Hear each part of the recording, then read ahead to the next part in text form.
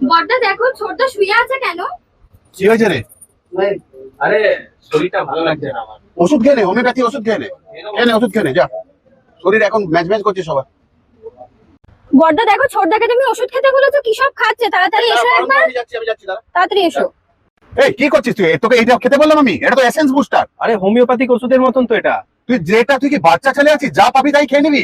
এটা essence booster, ক্যান্ডেলে লাগে। কি হবে এগুলো দিলে? এত রেখেছিস তুই? এত রেখেছি কম, এই কটাই রয়েছে, আবার কালকে এসে যাবে।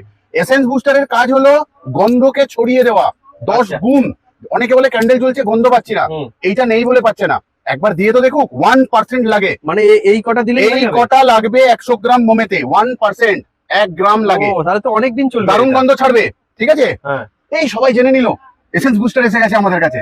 ভালো তো, আমরা জানাতে চাই তো তোমাদের। কোথা থেকে আসি আমরা? রাজা স্টোর্স থেকে। অমিত কুমার মন্ডল, অনিত কুমার মন্ডল। আসি কোথায়?